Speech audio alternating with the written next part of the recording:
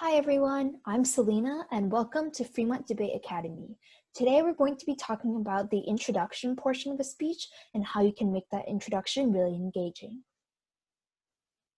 Let's start off first with some review about the different types of speeches and how those introductions are going to be different for every single type of speech. The first one is persuasive. This is when you want to persuade the audience of something and make them have a viewpoint that is similar to your own. The second type of speech is informative. This is when you want to tell your audience something. It can be any information or just on any topic that you would like them to know more about. The last type of speech is motivational. This is when you want to encourage the audience to do something, make them feel better about themselves, and encourage them to have a call to action to make them feel better about themselves. Moving on into intros. So why is it important to have a good intro for your speech? I'm sure a lot of you are wondering that.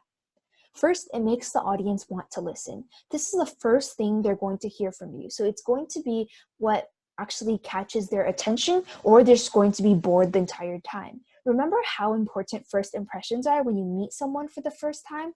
Well, the introduction of your speech is kind of like a first introduction for you, the speaker, and the audience.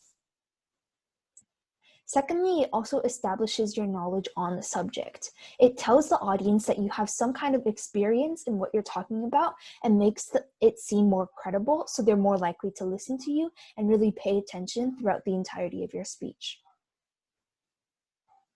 Let's move on to reaching the stage.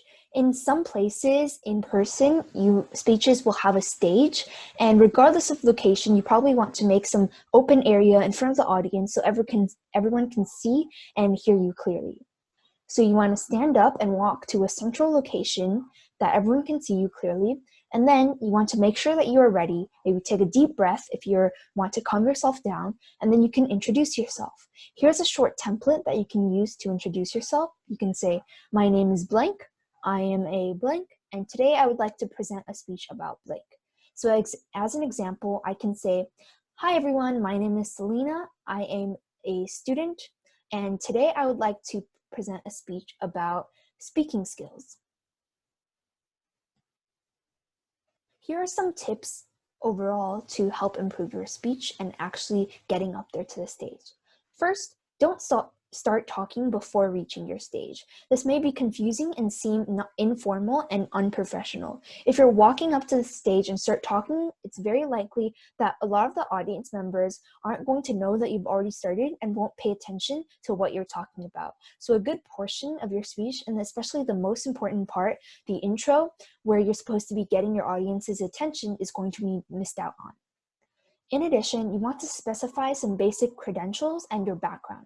For example, I said in the previous example that I am a student. So everyone knows that I am a student. I've taken probably some sort of class on this topic, and that really gives me more credibility. Now let's move on to specific introductions for each type of speech. First up is the persuasive speech.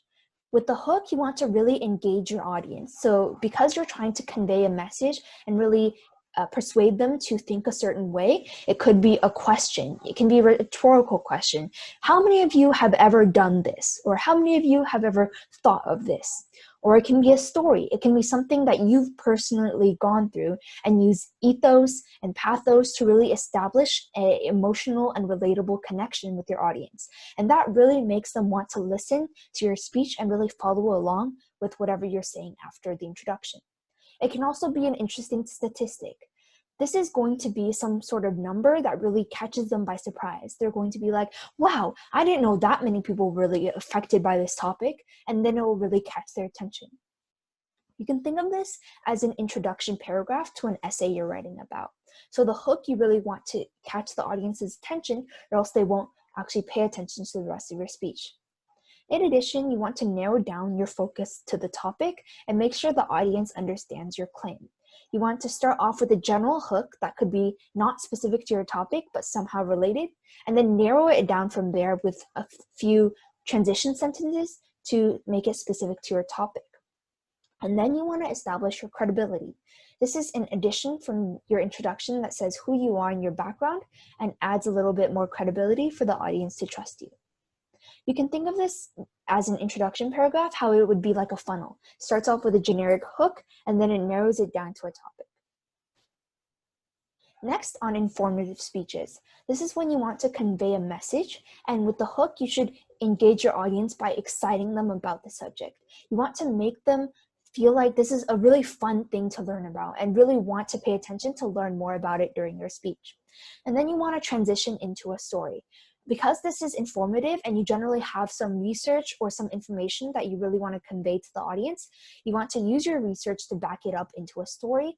And that story is going to contrast with the research because it establishes a personal connection, like I said before, and it has kind of the reasoning portion of it and backed up with some evidence. The third type of speech is motivational. When you want to start a motivational speech, you want it to have an extra level of connection with the audience, because at the end of the day, you want the audience to really feel something, to feel motivated and ready to continue on with their day with a really great mindset. So starting off, you might want to make some jokes. You want to make them laugh and feel like you're one of their friends, and they're more likely to listen to you and your advice. Secondly, you can also go the opposite way, not make them feel joy, but also make them feel scared or feared. So you can connect with their fears. You can ask them some questions like, how many of you have been scared of this? Or what would you do if you were in this scenario that's super scary, to establish a relatable connection.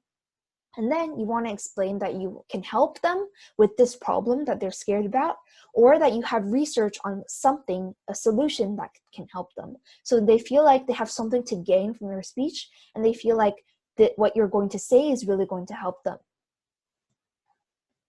Thank you so much for listening and watching this video. If you like this video, remember to like and subscribe for more content to our YouTube channel. Thank you for watching.